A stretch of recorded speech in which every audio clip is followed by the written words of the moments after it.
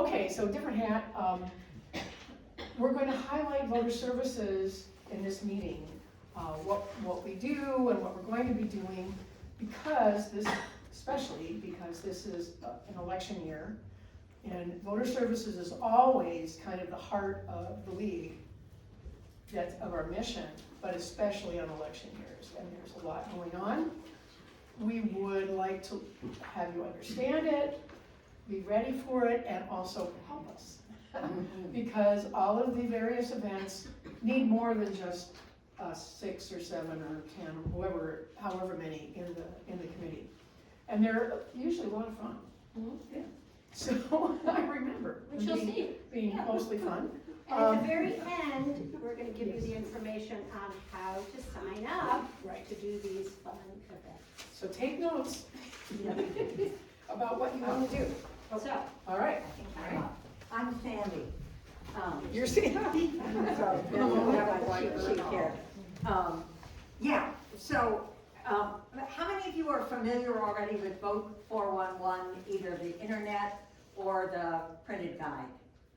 For those of you that aren't, this is an award-winning internet voter guide. We get the information directly from the candidates. We input it online, and in big election years, we do a printed voter guide. So there's lots and lots of opportunity to participate in this activity. It's labor-intensive, but only at certain times. So if you do sign up for it, you're not giving your life up to Vote 411 or the League, just for certain times. So these are some of the roles that go into creating the Vote 411 online and print guide. We develop questions to submit to the candidates. So whether it's getting topics that are current, and we often draw on the Observer Corps to find out in different races what's hot, what people have questions about. So developing questions for the candidates, we then submit the same question to each candidate for the same race. So we have different questions for different races, but each candidate in that particular race gets the very same question. Then we have a script for calling the candidates to encourage them to participate because they don't all immediately respond. And sometimes when we call them, they say, oh, I don't know, I didn't get it, or I didn't know what to do with it, or one person, when we called back, said, I don't want anybody to know what my position is. So, how they do in that election? Yeah, I don't think they would. So we have a pretty good response from the candidates, but we're really trying to get 100%. So then another role is the computer input into the Vote 411. There's a program that's developed by the National League. Sandy is excellent at it, and she's willing to continue to do it. But she would love to have somebody who likes to do that sort of detailed work shadow her so that they can take it over at some point. Another very detailed job is proofreading and editing both the online and the print voter guide. I will say one thing, and this sometimes poses a conundrum. We tell the candidates that we will use your words and only your words. We will not edit unless there are a couple of exceptions for comments about other candidates or certain phraseology or whatever, but we tell them it's in your own words, and sometimes it's really hard to print something that has no grammar, no punctuation, no sentence, but we do put caveats in it to let people know it's not us, this is coming from your candidates. But then the Mining Journal has been printing the voter guide, enough copies to go out with their subscriptions, and then we have usually 1,000 more printed in a big election year. So we need help distributing both the local guides, and the state league also puts out guides. There will be a 2026 state guide. And so, we need people to distribute them, libraries, grocery stores, public places. Around the whole People around the whole county. People really, really tell us that they like the voter guide. And so this is one of our in a year like this is one of our primary functions. Here they are. This is what the voter guide looks like. Yes. And we'll put in the races and measures. On this, of course, we just put in the language. We don't do anything pro or con, or obviously we don't contact anybody. We just record them from the language that we get from the clerk's office. And this is another thing that we're concentrating on this year. Reaching out to township and city clerks. We have a good relationship with the county clerk, with Kyle Whitney, the city clerk, with the clerks in Negaunee. Where we would like to forge stronger bonds is with the township clerks. One of the things that we're looking for is if you have any ties to a township, where you could introduce us to the clerk or come with us. We're going to try to visit all the township clerks this year. We want to enlist their aid in encouraging their candidates to participate in Vote 411. We want to find out if there are things that we can do to help them. So anything that you can do to grease the skids or give us contact information would be really welcome. So these are all the, I think it's 20, I didn't count them, but having sent stuff out for years, it's 21, and then the cities. Anyway, it's a lot. 23 entities. It's a lot of work. And some of these are charter townships. Yeah. and I Yes. couldn't fit that on. Yes, I think Chocolate and Marquette are the two charter townships, but yeah. And we do have good relationships with all the township clerks that we've dealt with in the past. So it's not like we're starting from scratch, but we really want to strengthen those ties. Okay, community outreach. We, obviously, one of our goals has been to find marginalized groups within the community to get voter information out. We used to do voter registration at the farmer's market. And then, to our delight, we discovered that most of the people there are already registered to vote. So we were preaching to the choir. So we decided to spend our time and our energy on looking for groups that are perhaps not as integrated into the voting system. We've been working with other community groups and other organizations, Zonta, AAUW, groups on campus. To get the word out. We speak to Rotary, we speak to other organizations in town to let them know what the league does and that we're there to help or to spread the word on the importance of voting. We are currently, the National League is pushing a partnership with the Girl Scouts. So we have a meeting with the Girl Scouts coming up in February, where they're going to help us with Hooked on Voting, and we're going to find out what we can do to help them with their badge for civic engagement. So we're looking forward to that. Okay, I think now it's Joe's turn. Okay.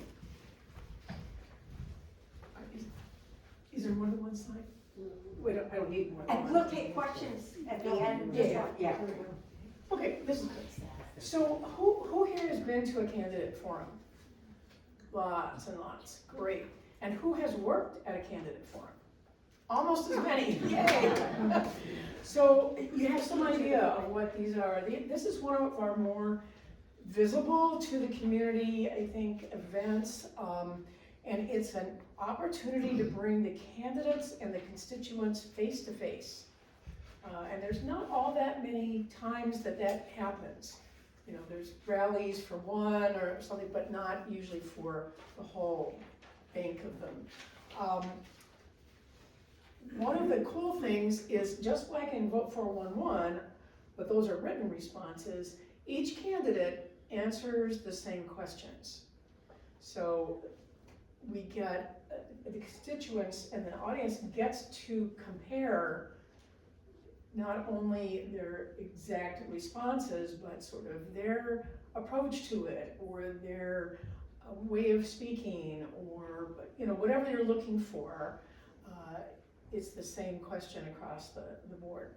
So we tell the candidates, you know, you don't have to, in 2 minutes, give us your whole platform on this issue, but give us the bullet points, you know, the heart of it. And I think over the time that we've done candidate forums, we've had a pretty good range of questions over the topics that are pertinent for that time, and a really good response from candidates who have participated and from the audience. We do ask all the candidates in whatever race we're doing a forum for, we ask them all to participate. We don't always get all of them participating, just like in Vote 411. But we're required to ask, even to the point of, if we don't get a response, we send a certified letter to have evidence, basically, that we have contacted and invited that candidate. And that's part of the nonpartisanship of the league. Obviously, we like to get all the candidates there, if possible. This is probably one of our most costly events, or probably the most costly, except maybe some extravaganza, I don't know. But we have to pay for a venue, right? And that it ranges in amounts depending on where and what size we need. The only place we don't is when we've done a city commission or used their space. They've donated that space to us, which is really kind. But otherwise, we pay for a venue. Because we have multiple candidates, we need multiple microphones. Lots of venues only have 1 or 2, so that means that we also have to pay AV people to bring their equipment and set up sound for us. Sometimes we've had to even pay for a little stage, because if you have 100 people in a room and all the candidates on the very same level, people can't see them very well, and therefore can't hear them as well. So it's good to have the stage. So there's a lot of that kind of expense. We do advertise these pretty widely, and ads are expensive, and we make flyers and they cost something, and we print extra materials, so we have a tabling. So this is, besides some of our own like website money and such, this is what a lot of our fundraising goes to. And it's worth it. It's always been worth it, but it is a lot of money, so we're always thinking about that too. It also has a lot of spending in the energy, because there's a lot of people that are needed. There's a team of at least 20 that puts this together at the end. And so I'm just going to real briefly go over some of the jobs, because you'll see them on the Sign Up Genius, and at the end you can ask me about them. But there'll always be room for welcomers and pages, people who are at the league tables, you know, and who are answering questions about the league for people, guiding them into the space. The pages are the people who hand out the cards and the pencils for questions, and collect them and bring them to the question screeners. So they're always moving around the audience. There's the set up and tear down. Some of these are the same people, but there's always set up. We put a banner up and tablecloths and make it look really nice. AV, even if we hire AV, we have our AV people working with them, so that we know that if we're going to live stream it, which we usually do, that's working to our channel. We have people, often we'll have some news cameras around, and we need to keep an eye on them. They're welcome to take some shots and interview candidates, but they can't record the whole thing. Only the league keeps ownership of our candidate forum tapes, and they're not allowed to be out there. So we sort of watch the TV a little bit. Then there's the wranglers. So we've got a little herd of candidates, right? So we bring them in before we open the doors for the public, and we have our wranglers with them to keep an eye on them, keep them happy, go over the guidelines, go over the rules with them, which they've already seen and are supposed to have read and signed already, but often don't or forget. So we go over the rules again and the guidelines so that they know what's expected of them, and get their signatures. And then also make sure they've got some water and maybe snacks, and keep them happy and show them where they're going to be sitting. You let them try out the microphones.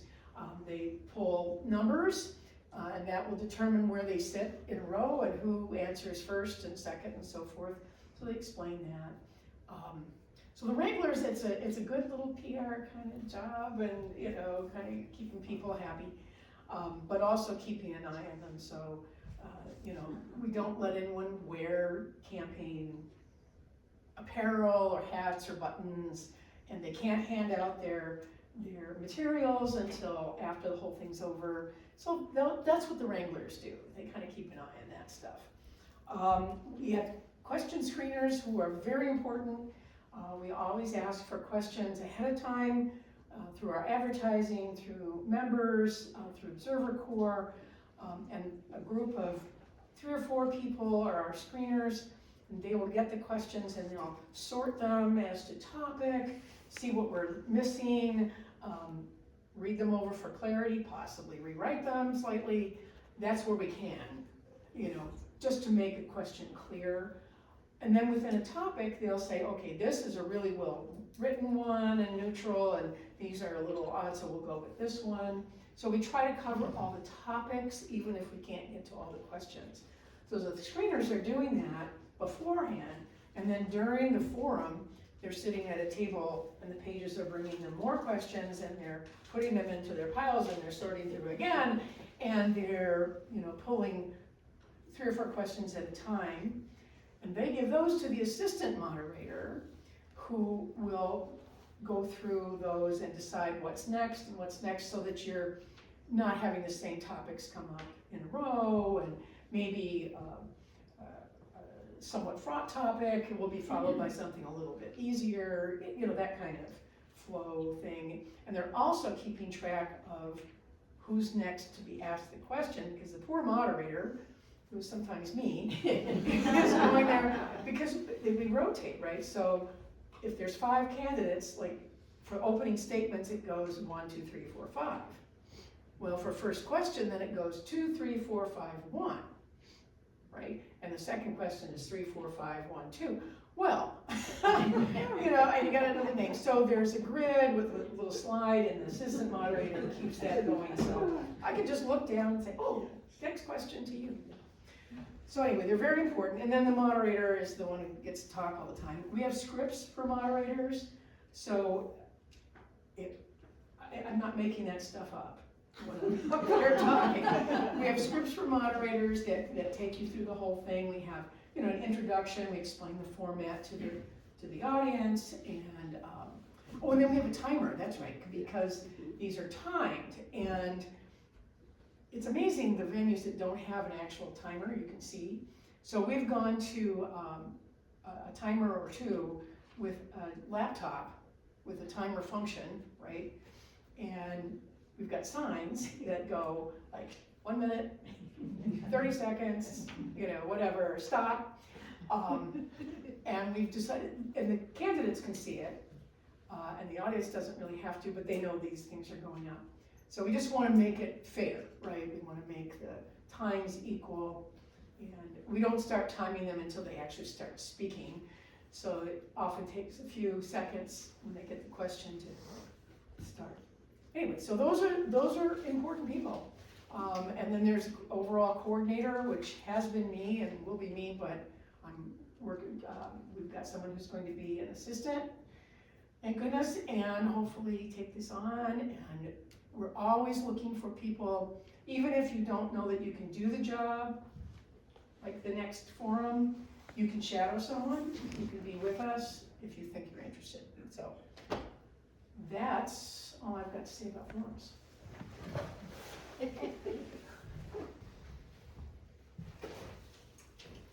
Okay, I'm just gonna briefly talk about National Voter, what is it, National Voter Registration? Registration Day, yes. I think I skipped but anyway, we have been involved with National Voter Registration Day. Not always on the day that it occurs, but we try to get to the high schools that we can get to in the fall. The two that we've been able to get to, because the others either haven't responded or are not interested, or with their own history of government departments, cover a lot of the bases, so we don't really have to. We were invited to come to Munising or go to Munising, not in Marquette County, but they are very interested in our league and what we can share with the students, and they have a wonderful government teacher there who invited us to come. And we arrived and realized that they have a new policy that no cell phones are allowed in the school or in classes, so we had been banking on the fact that students would have their cell phone and they could look up on their cell phone whether or not they were registered or, you know, if they had a driver's license. So that actually is a very good thing. As a retired teacher, I really admire that. That was a big struggle. But they did bring their phones to this event when we met in Munising, and we were able to find out if certain students were registered, and I believe we got 3 registered that day. If not that day, the next day, because one of the students didn't know his social security number. Well, you know, the 17-year-old who knows their social security number, but there was one student who did, and he filled out all the forms and did it that day. We also have gone to the alternative high school here in town. Lovely teacher there, great group of students, very engaged, good questions. And we've just had a really excellent time with those kids. I think, is that about all I have to say about that? Yeah. Okay, next is have done voting, Sue, and you can just scroll down. I can just scroll down? Yeah. Well, I was ecstatic when I got invited to the annual meeting, and I was going to be a part of the League of Women Voters, because I'd never heard about it. And so I chose to work with voter services. But on a trip to Washington, D.C. with my granddaughter, and to Mount Vernon, which was George Washington's home plantation, I went into the bookstore, always going to a bookstore, and I found a book written by Eleanor Roosevelt in 1932, and I flipped it over, and it said, someday, perhaps in 10 or 12 years, when you are going to vote. And I thought, great. I said, great. You know, I love National Voter Registration Day and working with the kids, but I came back all hot and heavy to pre, and I said, you know, we're not hitting who the pre-K or the elementary school children, who this little book, if you ever want to give a gift to your grandchildren, goes into city function, state function, and national function. And so that's how Hooked on Voting happened. We go fishing to promote voting for future voters. So how do we do that? Like I said, it's designed for pre-K to elementary students. And at first, we presented books based on the student signing on a fish. And telling us the school, and we made sure that we hit all of the schools. I delivered all of those books to all of the schools on behalf of the students who voted. So students vote on an official ballot for their favorite fish. And, you know, at first we were just using a great big picture or a poster of fish. And then we kind of decided, well, maybe there should be just 4 fish on there and a write-in option, just like a real ballot. So they vote on their fish. Usually the parents are really helpful, or were helpful, because we have a number of people who help with that.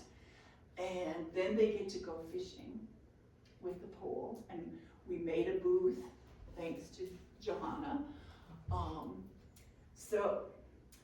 And the voting opportunities that have been featured at local elementary schools, Blueberry Fest, the Children's Museum, Marquette and Negaunee Public Libraries, Farragut Days, Lake Superior Days. And I tell you, kids look forward to this. We have kids who come back for fishing again because, of course, they get a little prize. And we have decided that environmentally, a little prize, because some people would say, well, I want the brown bear, or I want the pink bear. And even adults have come up and said, can we vote? Can we fish at your booth? And so we hope to expand to opportunities to other organizations, like the Girl Scouts.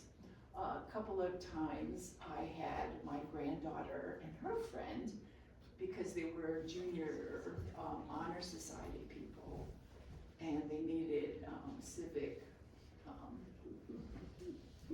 kind of organizations to sit in, and I bought them little league shirts, and they helped out.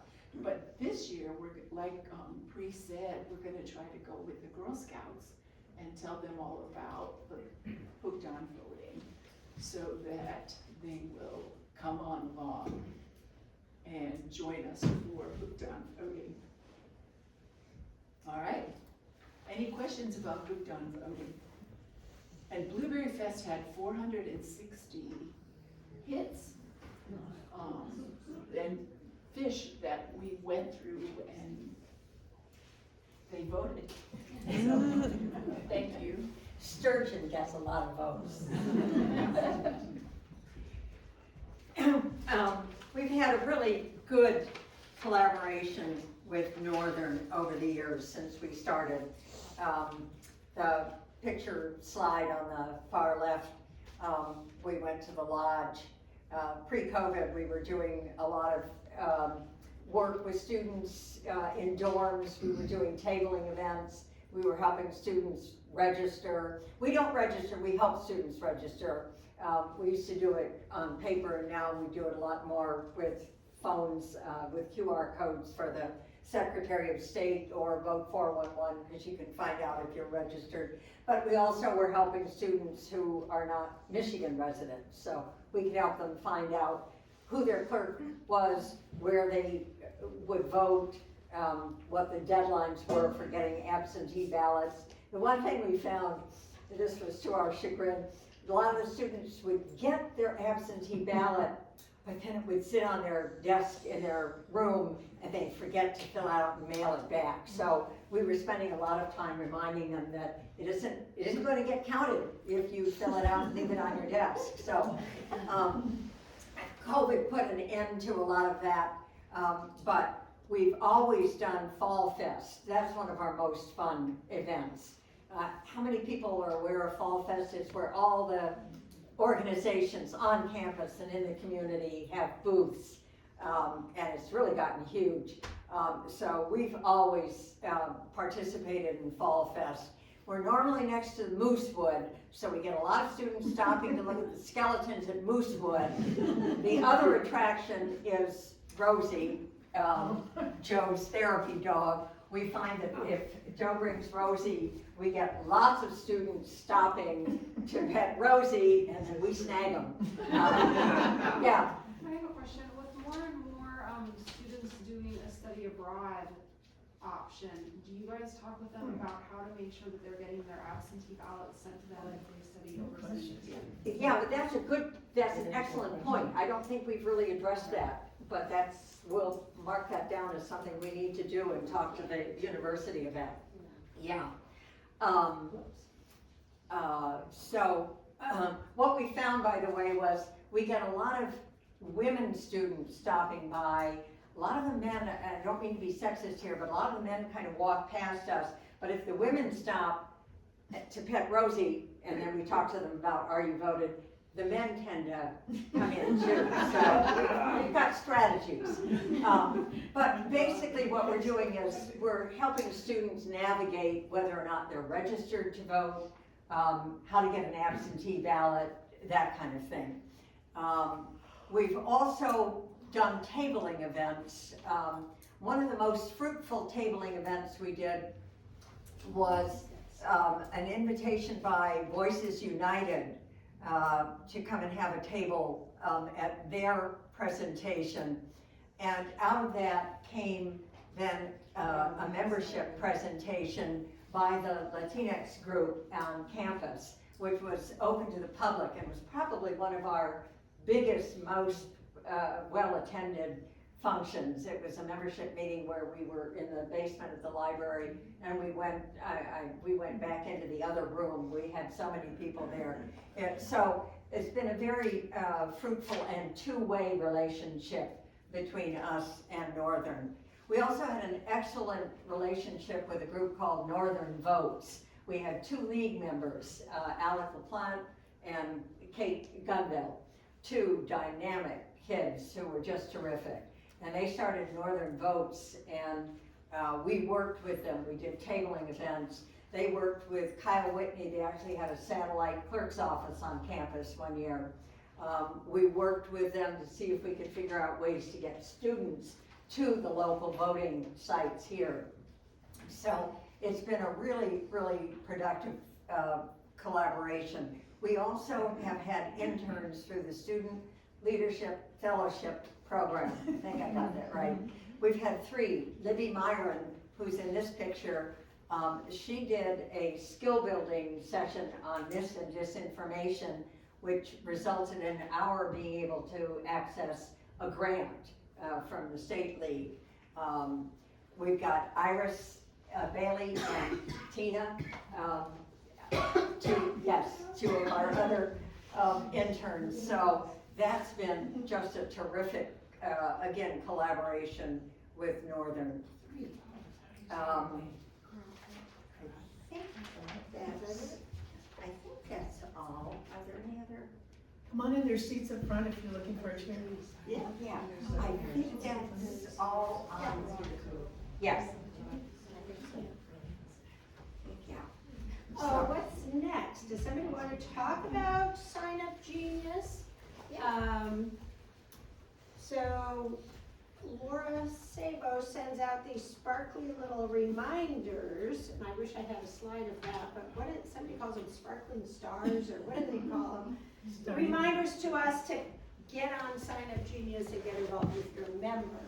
So once that happens, then you can, the link, I guess, is going to be included in the minutes. Yeah. Right. Yes. And you may sign up for more than one topic and add comments to clarify your interest. But it is, you want to talk about that? Yeah. Go ahead, you were up here. Yeah. Sorry. Yeah. I have a knee problem tonight. So we need you.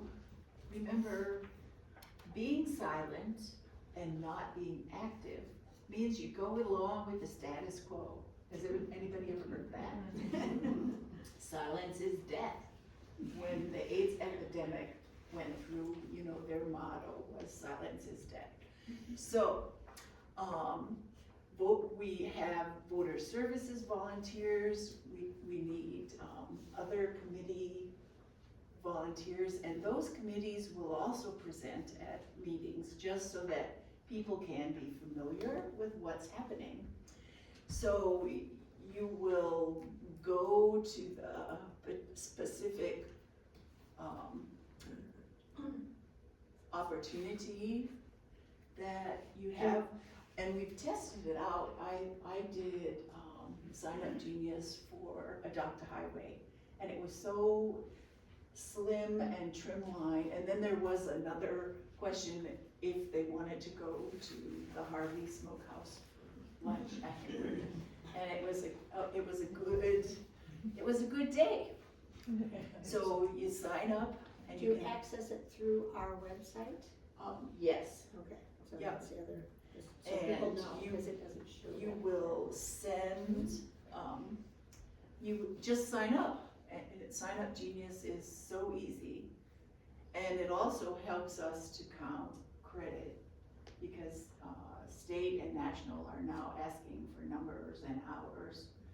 And when that becomes more important, we don't know. We're on the website. Yeah, It'll be under members only. really? Yeah, there'll probably be multiple ways that you'll be able to get to Sign Up Genius. Most of them will be through the notice that you get about this opportunity. Right. So you'll Yeah, get, sparkly. there'll be in the minutes, there'll be a sparkly memo, it's gonna be in the newsletter, it's gonna go out on a interim newsletter. You will not miss it. Right. I can promise you. Okay, good. You will not miss it. It'll just mean clicking on the link that's provided, it'll take you right there, and you'll be able to sign up. Well, and it gives you a printout list of who's coming to the event. And, For the you know, coordinator. for the coordinator. Like, we had a member who got forgotten on Adopt a Highway. And Come on. I didn't have her telephone number to contact her, and she didn't have mine, but we worked it out and we found her. We didn't leave one on We the side didn't of the leave highway. her. But she's still pretty active. She She came back. So, and we had fun.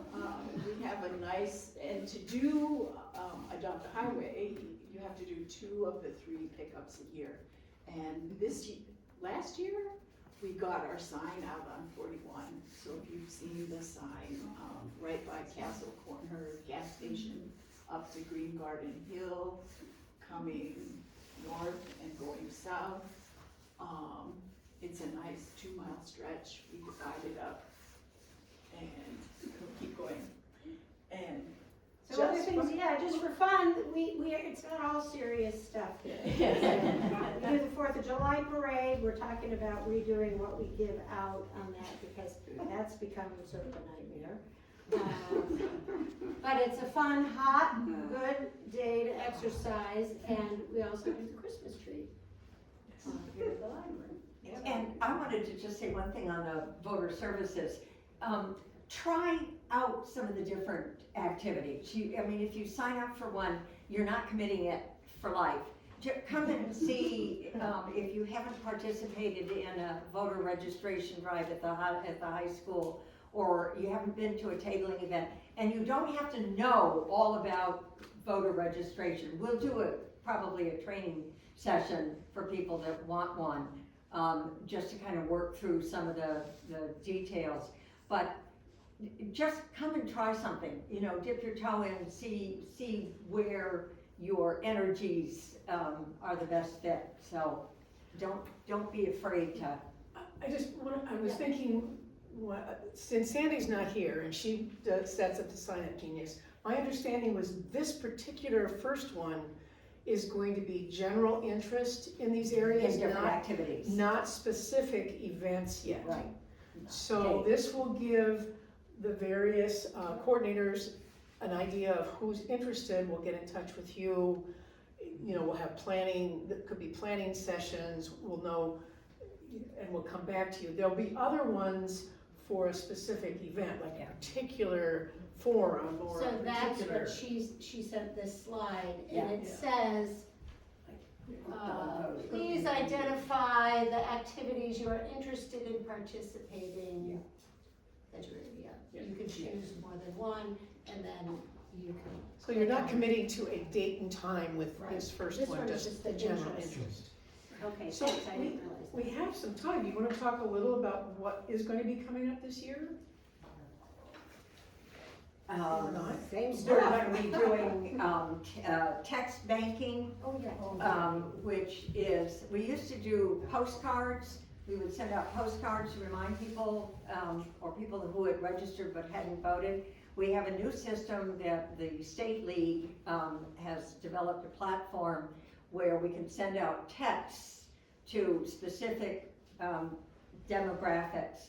And we're gonna send out texts to people who registered but didn't vote in the last election to encourage them to vote.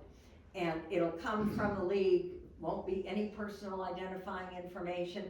You won't have to come up with anything. There'll be an actual script, I guess, or what do you call a text anyway. Text, yeah. There'll be a specific, one that we'll all use. And we'll probably start by doing a group one, and then you can take some of the recipients' information home and do more at home whenever you feel like it. So that's one of our big pushes. And the interesting part about the set script, your phone is not identified on this. You don't have to make up the words for the script. Yeah. And there was one other thing, but it went away from my mind. People can opt out. People can opt People, out, yeah. Yes. people can opt out. Yeah.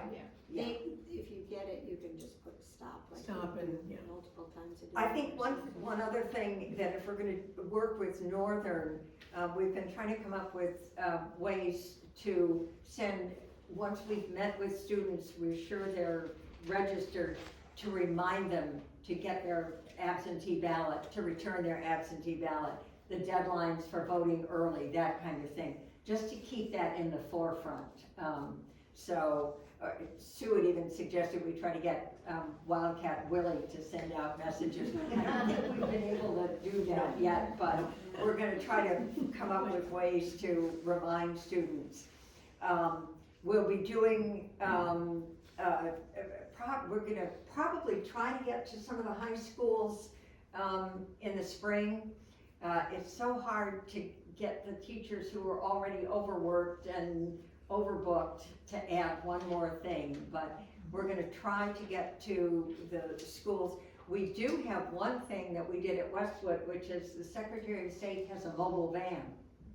And we had them come to Westwood and register students, and that felt real to the students. It wasn't just a bunch of old ladies coming in and saying, vote. This was the Secretary of State with all of the full pamphlet. It was great. So we'll probably try to do that this year, spring and or fall. Hooked on voting we'll do again, and vote 411. We won't start that until the primary, but it'll be a big election year, so there will probably be a lot of races and a lot of candidates. So we'll need a lot of people to contact candidates. Another thing we did for Northern students, Oh, yes. that was on a slide somewhere, I don't know what the hell happened to that slide. But anyway. That's what happens when someone gets sick. Yeah. Put it together. But we did this, and maybe we could add to it, if you're gonna be in a foreign country or abroad, or, Yes. whatever, we could Yeah. add that to it. But we came up with this to give to students that went in their packets, during freshman orientation, and we also have it available at Fall Fest, whenever we met with students. Because we want the students to think about where they're gonna vote before they get to campus. And it's Do they gonna be wanna vote important in the- locally where their parents live, which is often the address that they maintain as a permanent address? If they change their address on the voter registration, it'll change it on everything. There have been questions about whether or not changing your address from your parents has any effect on either financial aid or insurance, because there are some insurance rules about being part of a household. So we haven't ever been able to get that pinned down to our satisfaction. But we want the students to talk to their parents before they first come up to campus about where they feel most comfortable voting, locally or. And orientation's a good time to catch them too. 'Cause Exactly, Parents yeah. are often there. Yeah, yeah. Yeah, there are so many threats on voting out there now. I mean, it makes your. And that raises a question. So I just wondered, how are voting services, or how is the league going, Well, how are we? I got a couple Whitney- answers. Kyle Whitney, our city clerk, is coming to talk to us at our August membership meeting about voter security. Election security. Election security, and we're gonna try to get Mark Brewer. Some of you might remember, we had Mark Brewer, he's an expert on election law, come up in, either August or September to talk to us about threats to election security. So we are definitely, planning for it. And we are starting on specific plans for forums, we won't be doing one for the May school proposal, Yeah. but, in June, we're planning to do a forum, for the August primary with all the candidates for the 109th. That's our goal. Big goal. If anybody knows any of these candidates, you might start priming them. And then we'll also, in September, we want to do forums for the November election. And just so you know, local leagues do local elections, okay? And the 109th would be considered local, but that's about, and maybe the 38th Senate. And that would be a possibility. But state, like the first district, that's sort of state level for the league.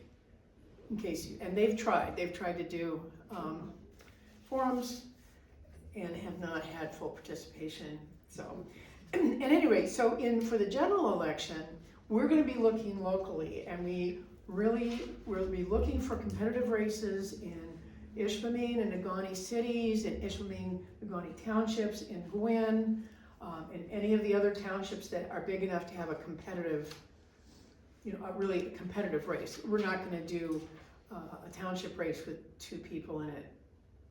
That's just not, it's not worth all of our energy, unfortunately, to do that. But we would really like to get out into Ishpeming and Negaunee or Gwynn. We also want to do another presentation on the proposals before the state election, for sure. And one, slight possibility would be when the 109th comes down to 2 candidates, if we could do that. It'll be interesting, tricky, but fun. And we had a candidate forum in Negaunee. We did. Right, and Ishpeming came back to us and said, What's what's wrong wrong with with us? us? Yeah. What's wrong with us? Yeah, It's so kind of, we're getting the word out that we can help. The thing is, right now, a lot of those local races, no one is sure sometimes, who's running, how many are running, how many seats. It's just, feels like it's a little up in the air. You think they know more, but we will know eventually. So those will be big things coming up. And then Kyle Whitney presentation should be great. He's an excellent speaker, very, very knowledgeable. Yeah. And then if Mark Brewer can come, that'll be super.